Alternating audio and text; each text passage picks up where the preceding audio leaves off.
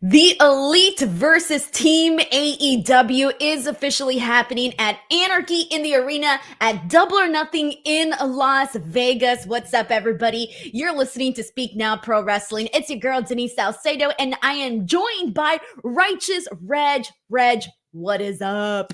Denise. It's the California connection. We are in the building. We came into the show talking about the I don't even want to say it out loud because if I say it's hot, somebody's going to be like, well, how hot is it? And we're going to say it's not at the temperature that it is, and we're going to get shamed.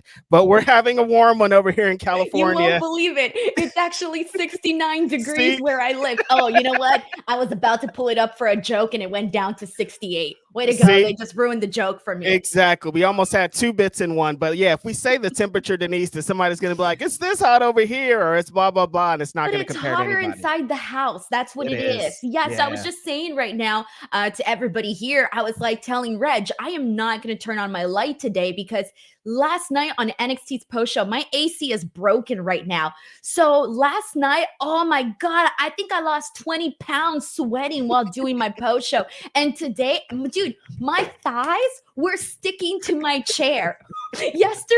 Yesterday you had to peel me off the seat. It was disgusting. And I was like, I'm not going to go through that again here today. So you guys are just going to have to do with this so that I won't, because you get really sweaty during podcasts. That's something we don't talk about. Yeah, you do. And I've noticed during this podcast, like laughing, you get even sweatier too. Like at the end of this, I'm like, why am I so sweaty? It's weird. The ins and outs of being a podcaster is the truth revealed. You get hella sweaty. Yeah. And I choose to wear a beanie and the lights are on me. It's such a stupid idea. Yeah, I don't know what you're doing, Reg. I really don't know. But anyways, we got to get into AEW because what we've been talking about for several weeks now at this point is officially culminating. A lot of us expected to see the Elite versus Team AEW in an Anarchy in the Arena match, a Double or Nothing, and it's officially happening here today. And on top of that, we kind of had an idea of who we thought was going to make up Team AEW. I hate to disappoint you, Reg. I hate to disappoint the people. Unfortunately, we didn't get Will Washington. Oh, Denise, I was waiting. I was like, I wonder the whole time I was thinking, I wonder what song they're going to use. Like what kind of mood he's trying to set while he comes out here. I know he's going to come and save these people because he has to represent for his boss. Very disappointing, very scary. Will Washington, thought you're going to come at least big boot somebody. No, we would have gotten some Mariah Carey. He would have came out to Dream Lover, come rescue me. You just know it, right? Right on the money, Denise. You know exactly that's what it would have been. Mariah Carey brings down Will Washington. He comes down, super kicks everybody in the ring. He hits Okada with the Rainmaker because they're almost the same height, I think. And then it's all over. He stands in the ring with all the championships. Very, very exciting stuff. No, Denise, I think we all kind of, the chat has been talking about it. We're expecting at the end of this, I was like, Motor City Machine Guns, maybe, but it wasn't what it was. But you know what, though? I'm not disappointed by that. And the reason for that is that I think that the people that we got, which BTW, we're going to be seeing Team AEW is composed of FTR, which is we already knew, Eddie Kingston, which was my prediction last week. And then the last person, I was thinking, I don't know who it's going to be. And when Bryan Danielson's music hit, I was like, bro, how did you not think about this sooner? When you think of somebody that has been running with the AEW flag up in the air and has truly elevated the company since the moment that he came in and has added so much validity to AEW, it is Bryan Danielson. Yeah, I didn't even factor him in, Denise, when they were like, we have two more people after Motor City. When they brought out Eddie Kingston, I'm like, well, who could the last person be? And then when it was Bryan, I was like, oh, duh. Yeah, Bryan Danielson. Why wouldn't it be Bryan Danielson? We have this guy here. He's a great. When he stood with Okada again, they've already had matches. I was again like, yeah, let's go. So this is the perfect thing. And the BCC is kind of synonymous with this match. Eddie Kingston is now too. So it makes a lot of sense to add them into it. I think so too. It's so weird how we all had this glass shatters moment of, oh yeah, duh. It makes sense that it's Bryan Danielson. What? Like, but right. I gotta tell you, man. So let's just talk about it since we're already on the topic. I'm really looking forward to this Anarchy in the Arena because at first I was thinking, oh, I don't really know who's going to be in this. I feel like it can go any direction. And you mentioned the Motor City Machine Guns. And while I'm a fan of the Motor City Machine Guns, I don't necessarily feel it would have been a perfect fit, only because Team AEW should be people that have been in AEW for the longest time. And so Eddie Kingston, perfect, because it's okay. You need somebody in Anarchy in the Arena that's going to be batshit crazy, that's going to do the stuff that, let's be real, we want to see. That's the violence, that's the sicko stuff.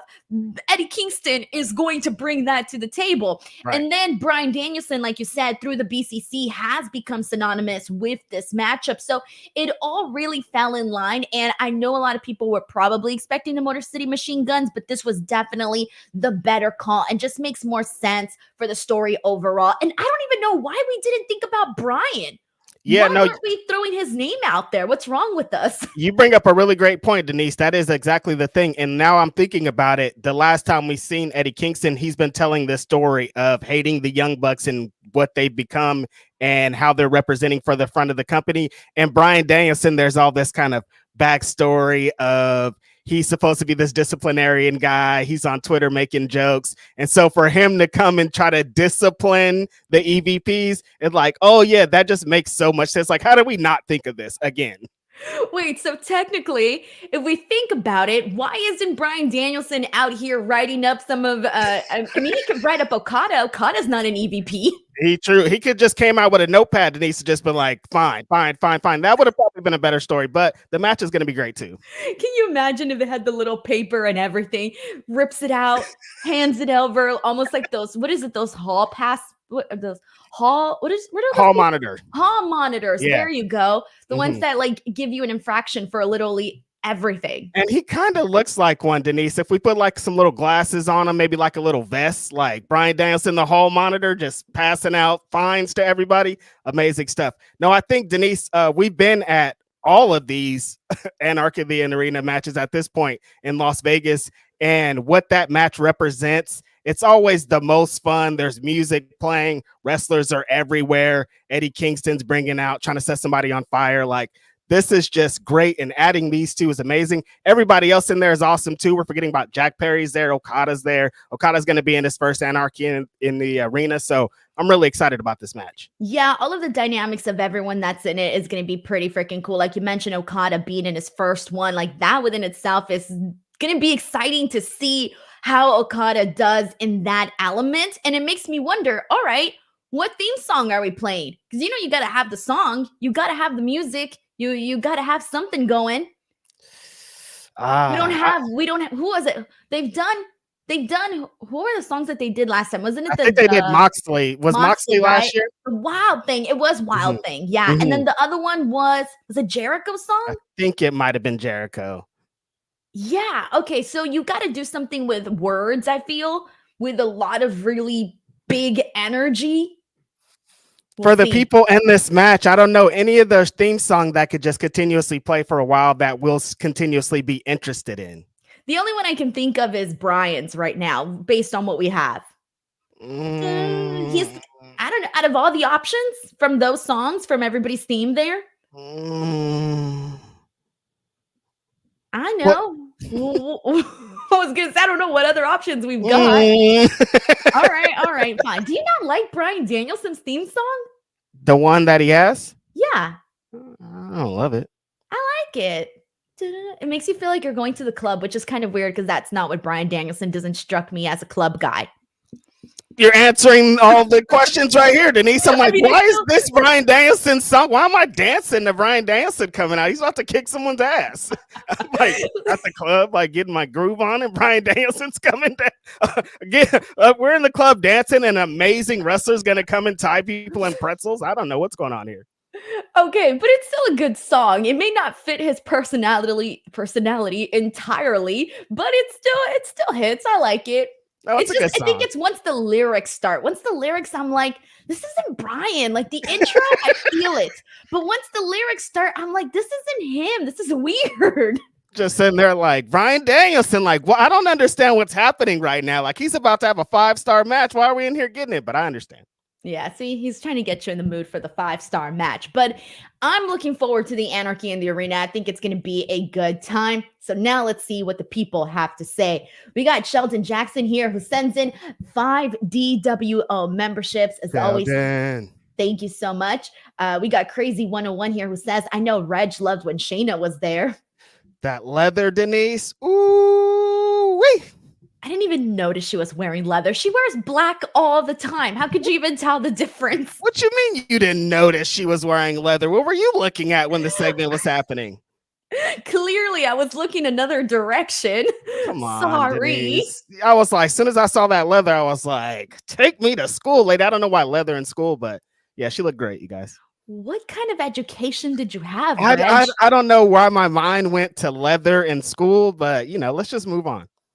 We got Roberto Arsenal here who says Mina Shirakawa is living the sweet life. Tony Khan pays and flies her out to and from Japan to drink champagne with Mariah. Check out Mariah and Mina do everything together promo on YouTube early 2023. No, I mean, she's going out there. She's dancing. She's getting champagne. She's hugging. She's giving kisses. I mean, she really is living the life, honestly. Yeah, I mean, just to take a flight, to come out, have a good time, probably see your friends, run down for 30 seconds, get to be on TV. It sounds like a pretty good job right there for me, Denise. So let's get into that right now. We got Mariah May versus Harley Cameron. That happened today. To be honest, there's not that much to say about this match. It was a very quick and go thing. Mariah May gets the victory. Was there anything here? Because I think this was the first time I ever saw Harley Cameron wrestle. I don't even think I've seen her wrestle before other than today. Yeah, that was going to be my question for you, Denise, was like, how do you think that she did? Because I think this was the first time that she's ever had a match on AEW TV. I mean, she has a pretty good dance partner, but considering first time ever, I thought that she went for it, right?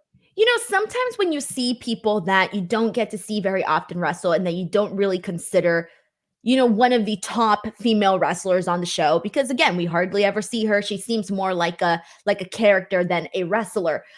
Usually when you get people like that, there's a lot of stopping and pausing, and you notice a lot of the mistakes in the matches, right?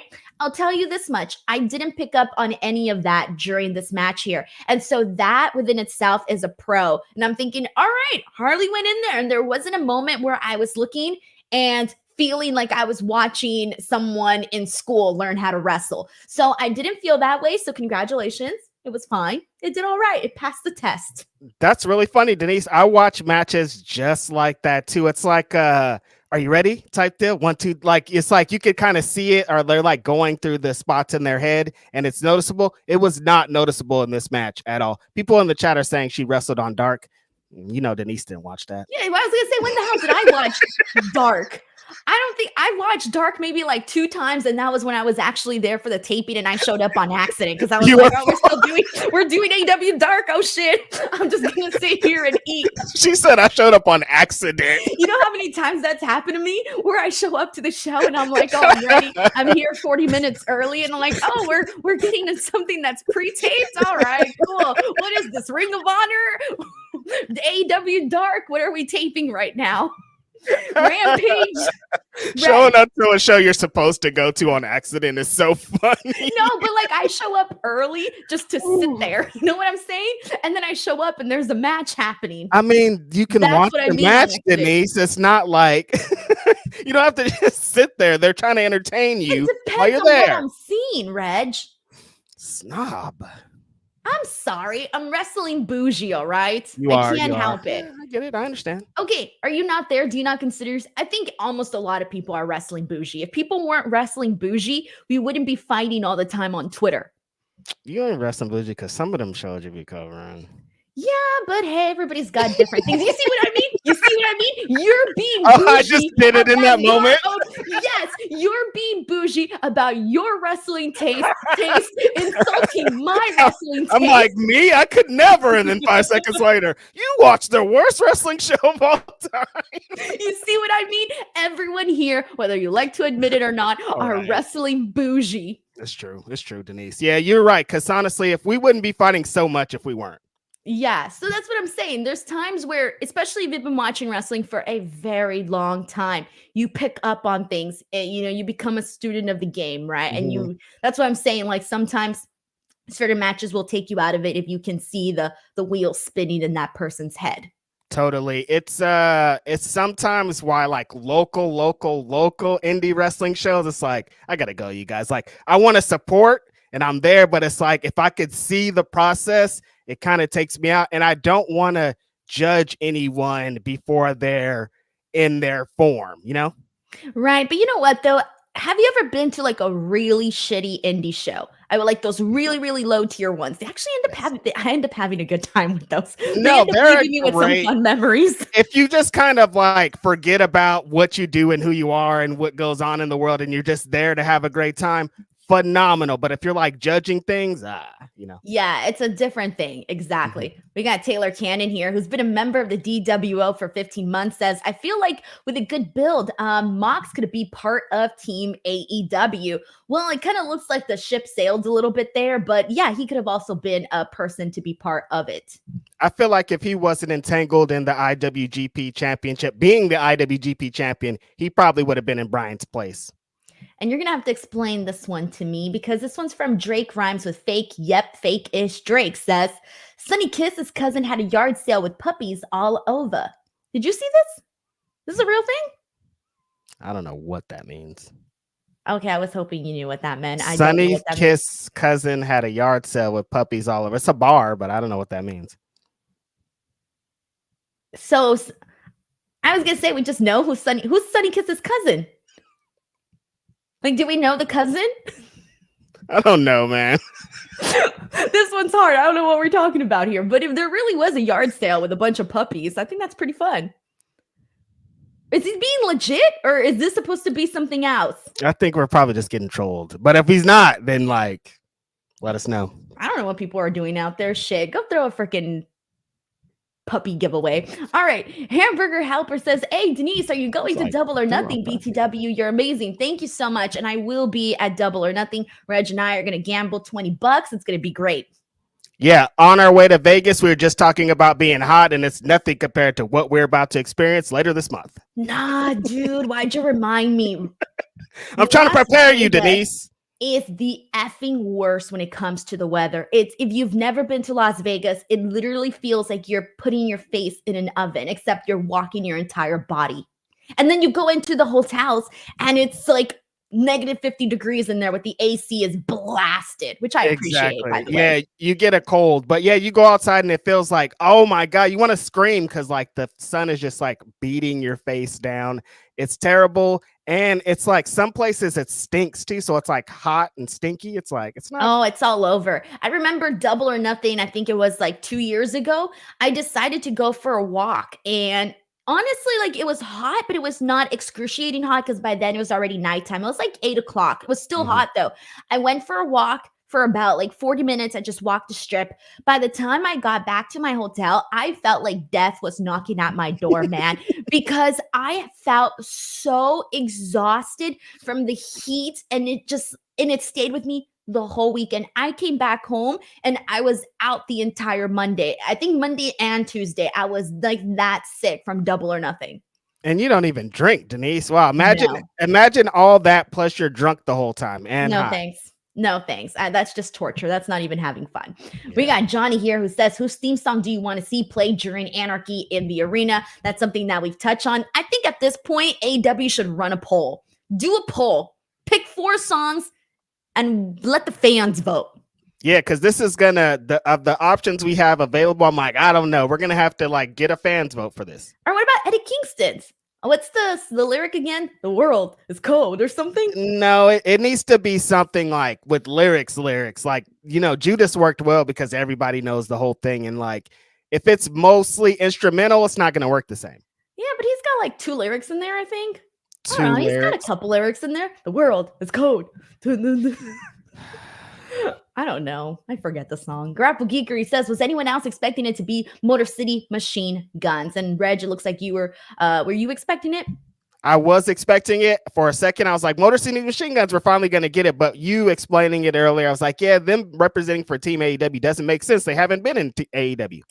No. Alexander Fitzgerald says Double or Nothing is shaping up nicely. Anarchy in the arena looks like the inner fan in me wanted Motor City Machine Guns to team with FTR, but I get it. It's Team AEW. And we'll see Motor City Machine Guns and FTR at some point, whether it's against each other in AEW or hell teaming up for an 8-man. I don't know. They'll come up with something. So honestly, this affected me none whatsoever. Yeah, and I don't think they laid out that expectation at all either. So it wasn't like, oh, we're disappointed. They like set up, they've been telling the stories with Brian and Eddie Kingston, so it makes more sense for it to be them. Right, of course. Mike T90K says, I was on my feet chanting Hangman like the whole crowd was. Then it was Danielson. I expected Kingston to kick his ass, but going to be a badass match. I also wasn't expecting Hangman either, only because I know that he's, not friends with the Elite. The Elite kicked him out. We all know all of that. But when Hangman comes back, I still want him to be a heel. I've said this before. I'm sticking with it. I still want to see the mean version of Hangman Page. So do you want him to join them? Kind of, yeah. Him and Jack Perry look too much alike, I think. No, they don't. In what world do they look the same? At parts at the brawl at the end, I was like, wait, Hangman's here? I'm like, sometimes two white boys can look alike. It's okay. Yeah, but not those two. With the beard and the hair and the leather jacket. The hair is so different and the beard is so different. The texture is complete night and day difference. Right. Texture over here. Garnier Fructis over here. Breakdown of it. No, because he had his hair like up and like, a little bit. Freaking Jungle Boy looks like a freaking lion with that big old hair. And then you got Hangman Page has got the cute little down little hair with the little beachy waves at the end. Come on, totally different. Breaking it all the way down. I get it. You just wanted to talk about their hair. Oh, I'm just saying, anytime I get to talk about hair, I might as well take the opportunity. Rafael Garcia says, I wasn't really up on this Dynamite until I heard Mina's theme. Mina's theme makes everything better. It's unfortunate the crowd was more into the hockey. Well, this brings up a good point, and I want to get into this. I want to talk about the Serena Deeb promo because you talk about the crowd being more into the hockey. This honestly got awkward. Not even gonna lie. This was incredibly awkward. So Serena Deeb goes out there and she's cutting this promo, right? That is supposed to be serious. But it kind of took us a while to realize it because she's talking about having had 3 seizures, which I didn't know about. I don't think people really knew about it, but she's talking about something so serious and the fans didn't realize it in the beginning because it took her a while to set it up. And the fans were chanting for the Oilers during this. And so she stops and she turns and she's like, all right. It just got awkward, Reg. It got really awkward because everyone kind of realized it like, oh, this is something serious and we're out here chanting for the Oilers and now everybody feels awkward. And then nobody really cared about the promo. So then finally Toni Storm comes down. You're like, okay, Toni Storm's going to come out and say something funny. It ended up being pretty enjoyable. She calls her a charity case. And my favorite part was honestly just her taking out Toni Storm and Toni Storm falling flat like a pancake. It was great. Yeah, that part was great. But everything else, ooh. It might be how Serena set everybody up because she was like, hey, what's up, Edmonton? And they were like, we're up. And then she's like, right down. And it's like, I don't know if they expected you to go from there right to 3 seizures. You know what I mean? They didn't expect that transition. So they were already like, we're here to party. And then she's like, actually, we're not partying. I'm telling you guys about something super serious right now. So when it's happening on the show, I'm like, what? And how they have the camera, it was like, so you can see some of the people in the back being like, what's going on right now? You know what I mean? Like there's some people like standing in the back like, what are we? You know what I mean? It did get awkward for a second. I was like, damn, something needs to happen. And so when Toni Storm came out, did her little bit and got punched, it really saved it. Before a bit there, I was like, oh, I don't know what happened. Like the setup where she was, like something was off there. It was too long. Because she took too long to get to the point. So that was the hard part. That's why the crowd didn't know how to react. Because she came across and I'm like, okay, for example, what is Serena Deeb? Is she a babyface or is she a heel? Reg, answer that question. Because to me, she came across as a heel in the beginning of this specific promo, but then she sort of turned babyface when she's talking about the seizures, and you're like, oh, so then it just got really awkward, and I think that's what the crowd felt. They just sort of felt awkward because I don't think they I don't think they knew how to react, and I don't blame them because even me, I'm sitting here going, I'm not really sure how I'm supposed to react. She's supposed to be the heel, but then like immediately when Tony came out, it felt like people want to cheer Tony and they were already Tony's like the heel. Exactly. That's what I don't really get. Are we doing a heel versus heel thing? Because people want to cheer Tony, and them being kind of awkward and turned off by the whole thing, they were like, yeah, Tony's here to save us, essentially. So it's like, where do you go from here? So is Serena Deeb, has Serena Deeb done anything to actually make her a heel, or does she just sound like one?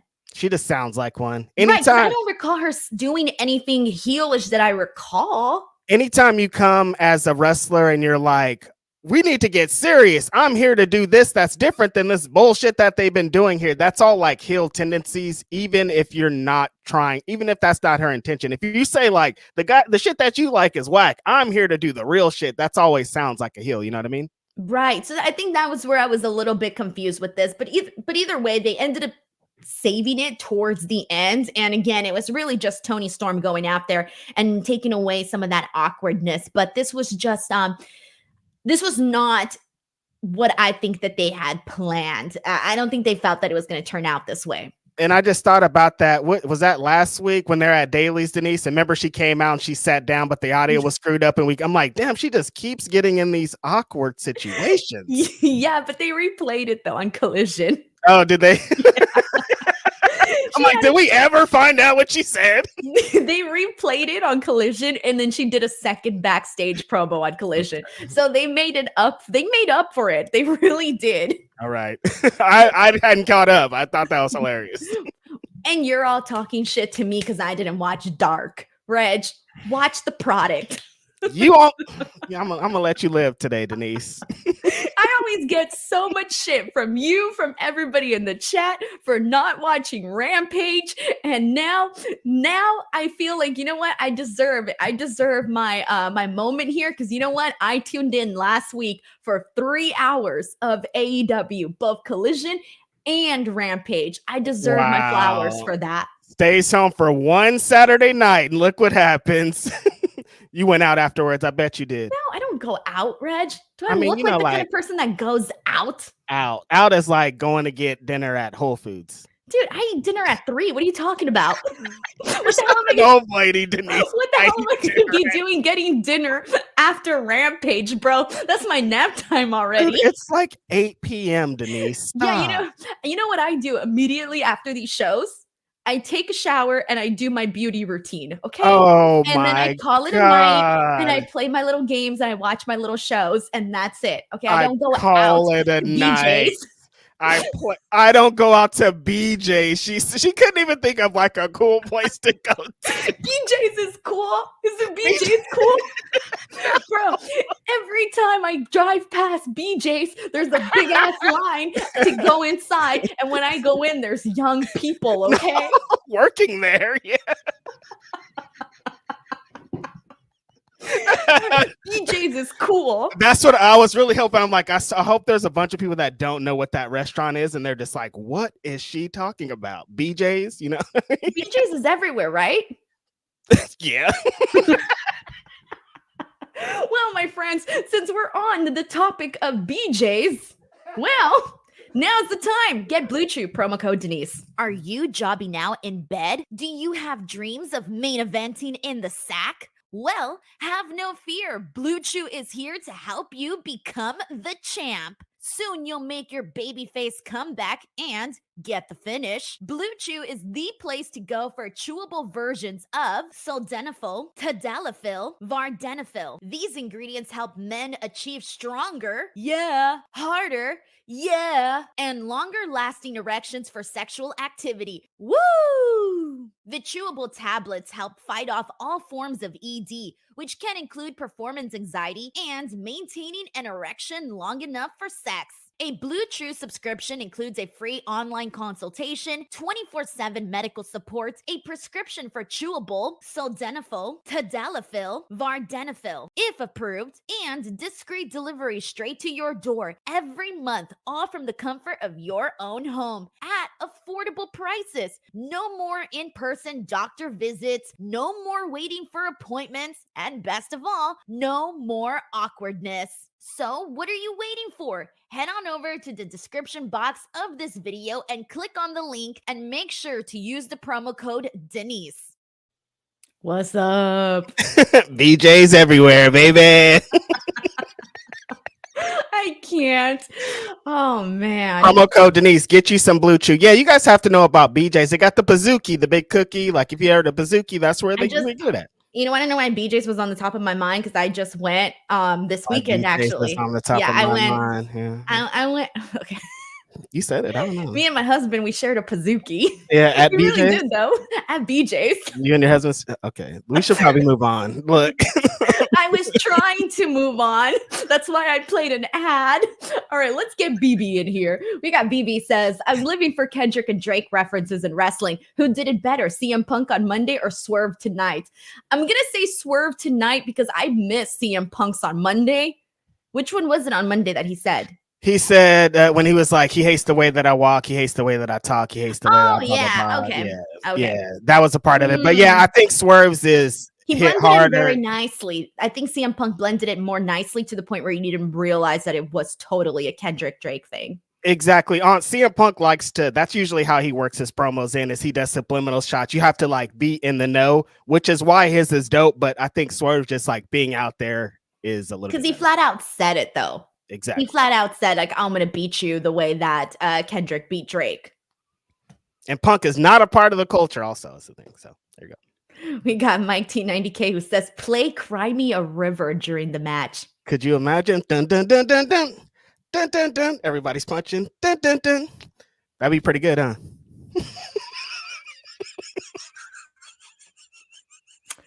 Cry me a river. Eddie Kingston walking down with the fire. Cry me a river. There's fire in the back. He's bloody. All kind of stuff. It's a pretty good scene, Denise. I'm thinking about the lyrics. Tell me you love me. Why did you leave me all alone? Exactly. There's carnage. There's anarchy everywhere. Everybody's fighting. There's all kind of shit. Britney Spears is in the back with a knife. What? Because you know Britney Spears is always somewhere with a knife. No, but okay, first of all, as a Britney Spears fan here, I'm all for this. If this song were to play, the pop in the building would be immaculate because everyone here, no matter whether you listen to pop music or not, knows this damn song. This shit was playing everywhere for like since they came out. God. And with that being said, screw Justin Timberlake because he was not nice to Britney Spears. Moving along. Amir F. I'm a Britney Spears fan, Reg. Always have been, always will be. Amir F says, real glass, real fire. Mm-hmm. Oh, man, we got Alexander Fitzgerald here who says, I'm really thinking Kenny Omega has to be returning soon at least. I hope so. Kenny Omega versus Okada and All In would be huge. You know, when he started mentioning May 26th, Double or Nothing, I was thinking, no way. No way. This is no, he's crazy. This is not going to happen. But then when he just announced the match, I thought, oh, thank God. No, and then Denise, when they were doing the reveal, when FTR was doing the reveal, I think for a little bit the fans started chanting Kenny Omega, and then for a second I was like, maybe, and then I was like, oh no, you know what I mean? Like there was a couple of setups where I was like, Kenny could be here, but he's not, dude. Like he did that promo in that hospital bed for a reason. I was also thinking, God, my brain. So I was also thinking when Kenny Omega was there in the hospital and the whole thing, did it pop into your head? The Austin Vince McMahon thing. Austin, yeah. Thank you. I wanted to make sure I wasn't the only person because it popped into my head, and I was like, "How funny would it be if Jack Perry just came in right now and was like, dude, hit him with the bedpan? That shit would have been so funny, Denise. Come on, you guys. I would have died tears of happiness. I would have drowned in my own tears, crying on this pod right now. Jack Perry ran in and was like, "Surprise!" and just hit him with the bedpan. Kenny Omega's knocked out. Missed opportunity, you guys. Come on, AEW. What are we doing? Come on, Will Washington. We're just gonna blame Will for that one.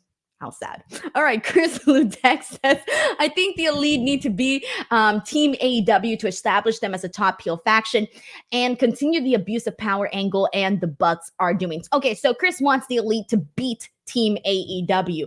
What do we do here? Do we have the Elite defeat Team AEW? Because I'm a little bit torn here. I agree with Chris wanting to let them continue going crazy, but then guts perhaps, and then have it be like a Team AEW victory then. The Elite beats them. Yeah, I think that makes the most sense, right? Because what does the other side do for anything? They get revenge for Tony Khan? Yeah, but I'm saying they can get their happy ending later. Back to the BJs, I see.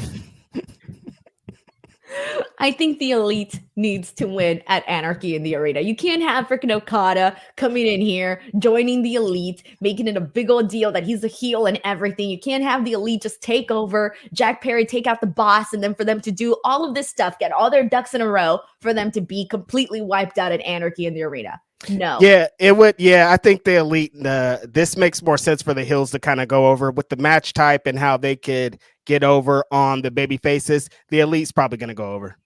Joseph Molina says, play Not Like Us. Could you imagine Not Like Us just playing throughout the whole arena? It is the West Coast. It is Vegas. It would hit really hard. I'm into it. Yeah. I don't hate that. I'll have to learn the words, but I don't hate it. Van Housen Van Live says, I hope they play the final countdown for the whole match like they have done in the past in Anarchy in the Arenas with Wild Thing. I would like what I was going to say Wild Countdown, final countdown playing throughout the entire thing. That is honestly the song, but like money is a lot. Mike T90K says, shout out to Harley. Whoever is working with the women's wrestler needs a race. They are killing it right now. Thank you so much to Mike T90K for that. They have a squad. I was going to be like, I don't know if I could think of one specific person that's back there helping. Like they got like a great team of former wrestlers and producers that are just working countlessly with these women. So shout out to everybody kind of with their hand in the women's division. We got Jason PS3 who says Anarchy in the Arena with the final countdown would be a really good one. And second that, Alexander Fitzgerald says the chat has spoken, play all of Kendrick Lamar and Drake's diss tracks during Anarchy in the Arena. Hey, how many are there? What, like there's 9. There's 9 in total. And they're how long each? They're like 2 or 3 minutes. Some of them are 6 minutes. All right, do the math. We can get a nice little lengthy match from that. Just play them all in the order of they came out in. Listen, you guys are a smart chat, but tonight you're even smarter. We're making money around here, Tony Khan. Christopher Marino says this would have been better off as a sit-down interview. Serena Deeb. Yeah, for sure. 1000%. Maybe like do the sit down interview and just all of it. Honest, I'm like thinking like, no, if Tony Storm came in during the sit down interview, did the same exact thing, probably would have hit a lot harder. The live crowd is what made it awkward, honestly. Well-rounded Leo says, I'm sorry, AEW is confusing using Tony as heel, but she is saving Mariah against Anna Jay and Orange Cassidy as face, but walking out with heel Don Callis. Let's talk about that. Orange Cassidy and Trent Beretta. I got to tell you, though, I feel like this feud, I know like well-rounded Leo kind of pointed out some discrepancies there, but damn, I'm really digging Trent Beretta right now as a heel. Like I am for it. He comes across as believable. I thought the match was fun with them going into the crowd and, doing their fighting throughout the crowd. I thought that was really cool. And I was a little confused by Don Callis walking out with Orange Cassidy. I kind of saw it as, he's trying to keep him away from this madman that is Trent Beretta right now. That's what he was doing, right? Mm-hmm. Yeah, he's telling a story, you guys.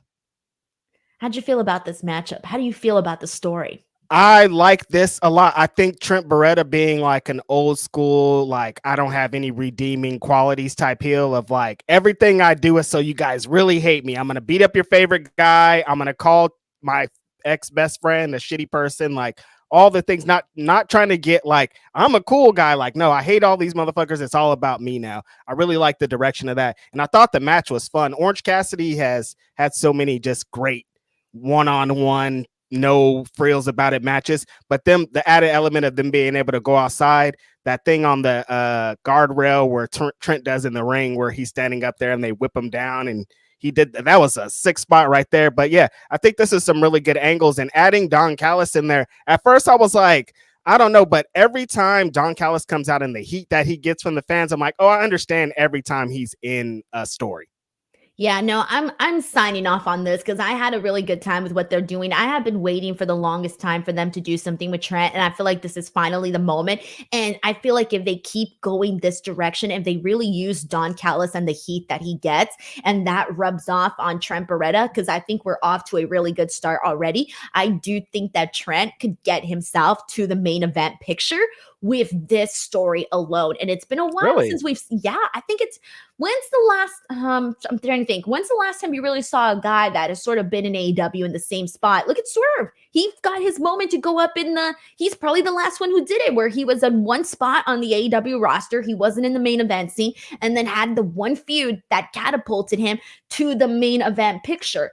And I want to see that happen for more guys. I want to see more guys get built up to the point where either they become champion or how they become really great challengers to the champion. Yeah, and the way that AEW's fan base works, it's always much sweeter when it works like that, Denise. When we see it from the inception to the completion, we see like what he used to be this tag team wrestler, beloved, all of this. Now he's this monster heel involved in this feud. He could be a big challenger for a world champion very soon. I'm liking this for Trent. I think kind of separating him away from that group is what's really going to help him, because I don't think that held him back. I think that part of his career is going to be the reason why he gets so much more over as a heel. Right. So I'm on board with this, man. I want to see this continue to heat up. And I just want to see Trent Beretta continue to get to the point of no return with all of the really messed up decisions that he's been making. Yep. We got Brandon here who says, y'all are funny and 10 out of 10 segue. LOL. I hope you both are doing well. We're doing good, my man. We're doing good. I love how some people in the chat, by the way, knew what BJ's was, and others were like, what now?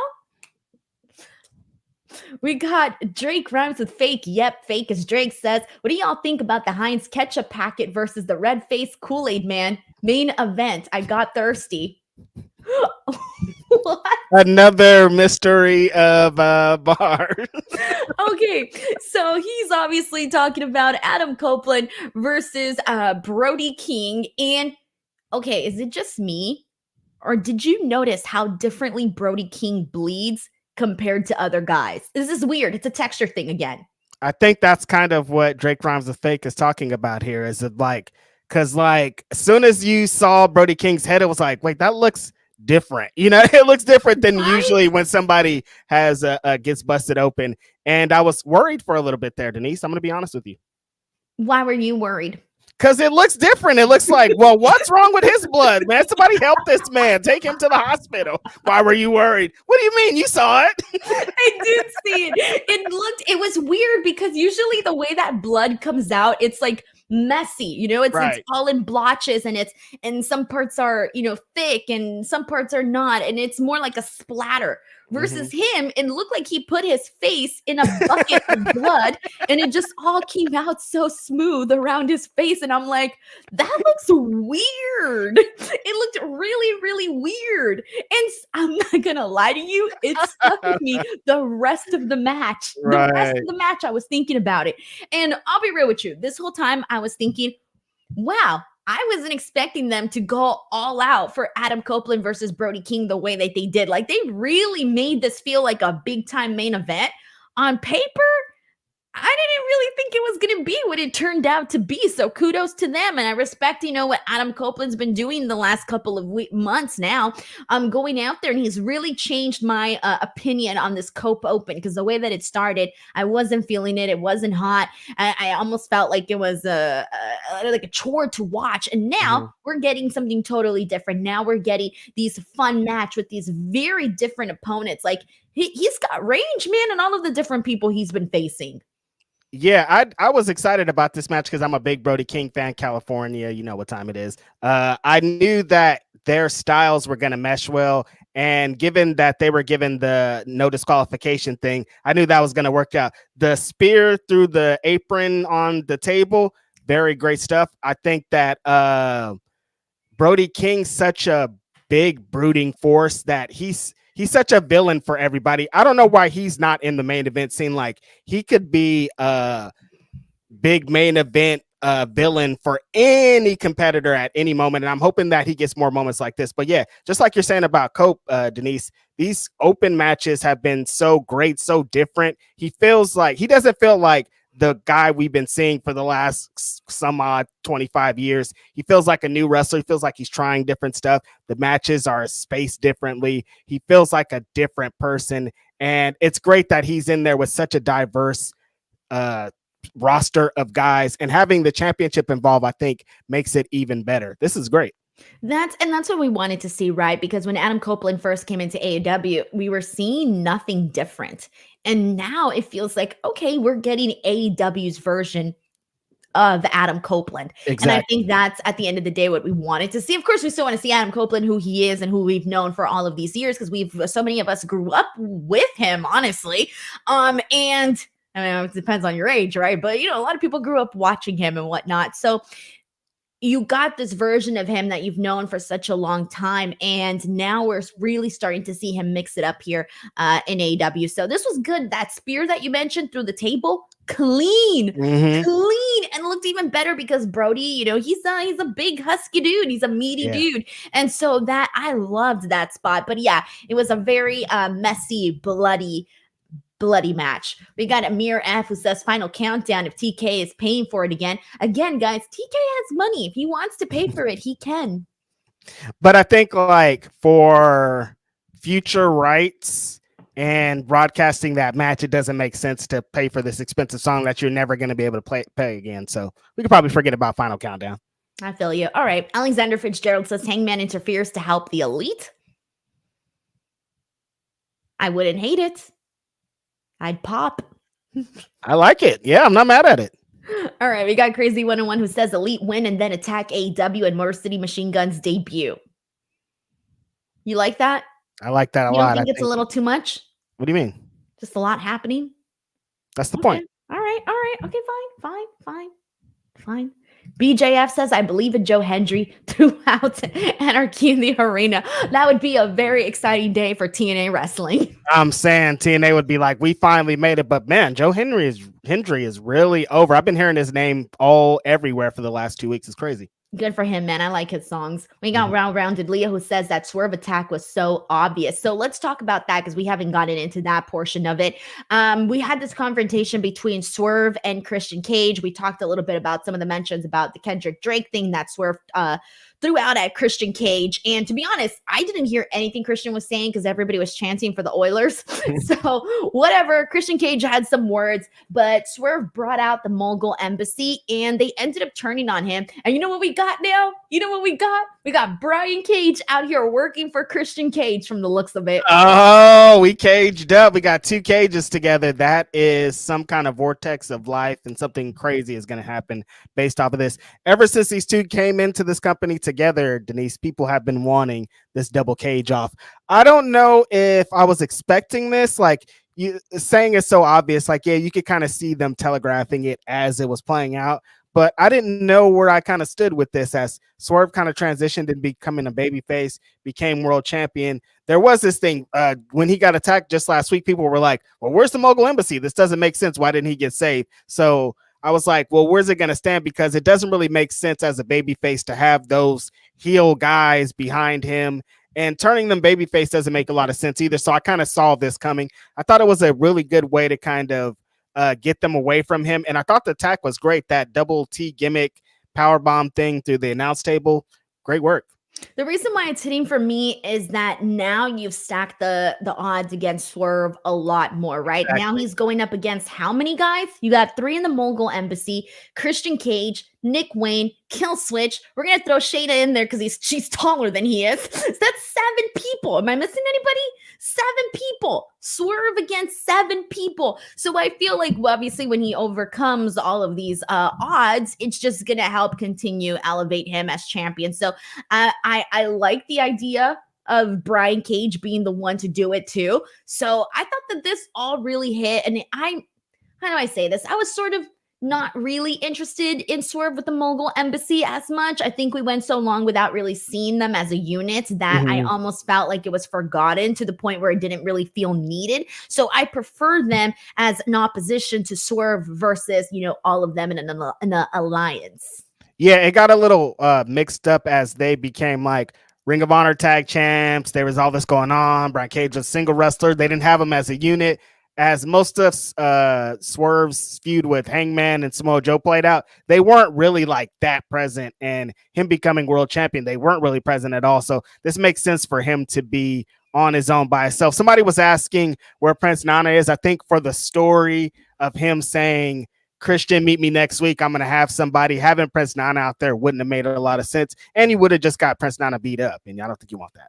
No, and Prince Nana is still selling the whole thing that happened to him, so he's going to be out for a bit. So I wasn't so much asking for where he would be at. But we got Grapple Geekery here who says, between Ethan leaving and the embassy turning, we'll never get Paige and Cage versus Cage and Paige in a cage on Rampage. The tongue twisters, man. Paige and Cage versus Cage and Paige in a cage on Rampage. Do we have another Page? Yeah, Hangman Page. Hangman Page. Yeah, he's one of them in there. You can pluck him in. I swear there was another one. No, that's it, right? Is there all the pages and cages? I think that's all the pages and cages. All right, cool. Grapple Geekery, thank you so much. All right, we got a couple more topics to get into with AEW today. But guys, do not forget that today is our live drawing for our Apple reviews. Someone here is going to get to watch Double or Nothing for free. Yes. We actually got like 25 entries in total. Oh, awesome. 26, somewhere around there. So it really went up. So there you go. This is a test, and that'll be happening at the end of the show. But I want to get into some other topics that we haven't touched on just yet. These ones are really quickly, to be honest. We got Rocky Romero versus Jay White. All I really had to say about this was, hell yeah, I'm ready to see Pac and Jay White. And I'm just happy to be seeing Jay White in singles matches. Anything that stood out to you? Yeah, I like the little promo that they did with Pac before, and Jay White interrupted him to be like, what's up, big dog? Let's kind of get this started, kind of teasing them going on. Really good match between Jay White and Rocky Romero. I want to see Jay White in more singles matches. They had 3 championships. They said the Ring of Honor, the AEW trios belts, and now the unified belt. And it's like, well, why do they still have those other belts? Still confusing stuff. I'd like for them to tell us exactly White versus Pac. We're good. Bro, at this point, I'm just like, they got 3 belts. Let's go. They got so many belts, yeah. Dude, they do. I feel bad for them having to go with all of those belts. It's kind of annoying having to always be carrying all of those things around, but whatever. Everybody, when Edge came out at the end, I was like, man, that's another championship. Like, there's a lot of belts here. There really is. All right, we got a quick video of Samoa Joe working out. We haven't seen Samoa Joe since he lost the AEW championship. Where do we go now? Do we got anything for Samoa Joe? What's the next logical step? That's what I was thinking as the video was playing. I was like, well, where does this kind of lead Samoa Joe? Do you get him into another title feud? Do you get him maybe into a spot with Okada, which I wouldn't be mad at seeing? Do you get him into something with Will Ospreay, which I might not be mad at? Or do you just have him and Jay White? Why the hell not? Why the hell not? Jay White. Yeah, you got to get these trios belts off Jay White because there's so many things to do. There's a lot for Samoa Joe, which is great, and I'm interested. I thought this was a pretty cool video. All right, we got your favorites, the Learning Tree versus 2 jobbers. Reg, what spectacular thoughts did you have on this match here? Because I'm going to be real with you. My favorite thing in all of this was the fan sign that we had. Someone had Big Bill's government name, Large William. A fan sign was my favorite thing in this match, and I've got nothing else to contribute.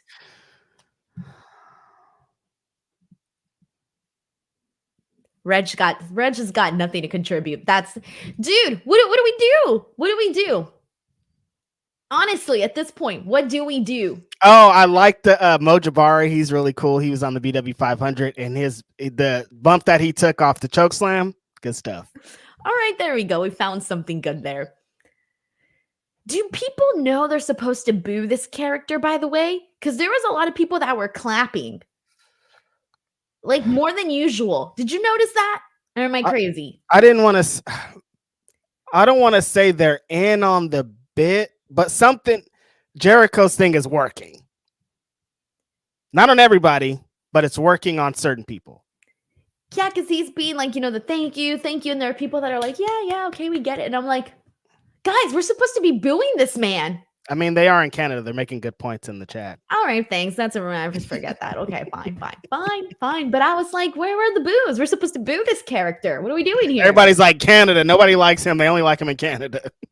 Alexander Fitzgerald says petition to get Jericho to stop wearing tights. I don't know why he went backwards back in the tights. Like, put on pants, Grandpa. Oh, man.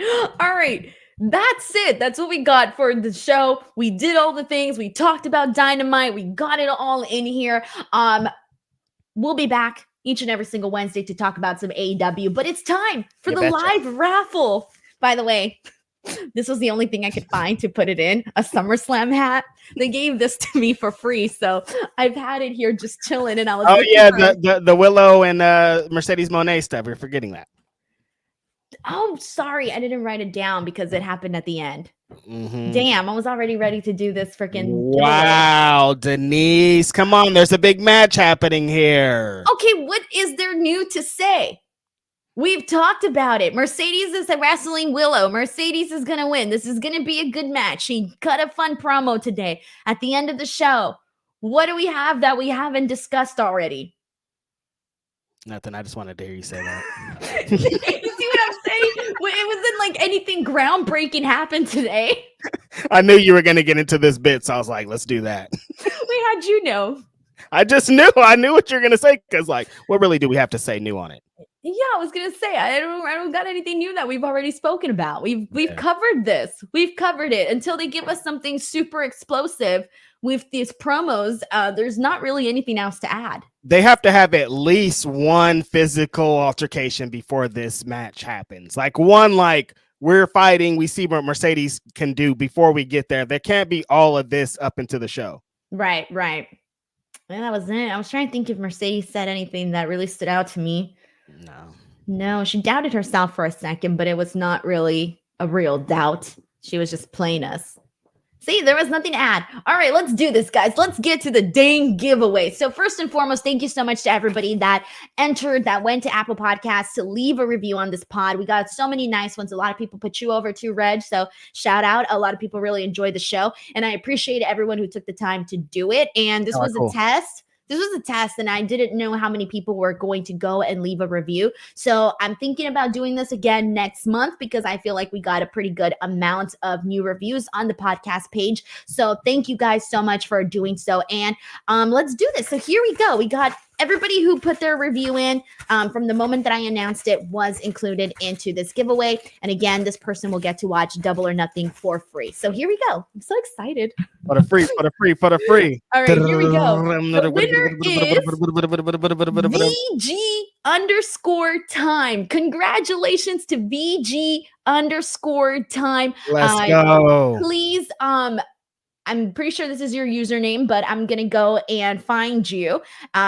If I don't find you, you come find me, man. Hit me up on Twitter or comment on this YouTube channel. Or if you're here already, I'm going to be looking for you and verifying it because this was their username on Apple Pods. So VG time, if you're listening, you have won to watch Double or Nothing for free. Congrats, VG time. You earned this. And thank you for the reviews. Thank you, everybody, for the reviews. Like Denise said, we're probably going to continue this just because it's really cool. And honestly, you guys just saying kind words about us is the best part of all this. So shout out to all y'all. I love it. Alrighty, guys, that is our show for today. I will be back this Friday with Robin to talk about some Smackdown, and then I'll be posting some more content for this month. So keep an eye out here on the channel. Reg, what do you got going on? It's just a regular week. I think this week, tomorrow's Ask Grapsity, Saturday's regular Grapsity. I'll be in LA for New Japan on Saturday. So yeah, that's about it. Shout out to y'all. Thanks everybody for always coming and watching us on this post show. It's the funnest time, and get you a Pizookie at BJ's. I can't. This podcast is not sponsored by BJ's, Reg. I want it to be sponsored by BJ's. I'm done. Thank you guys so much. We appreciate you guys. See you on the next one.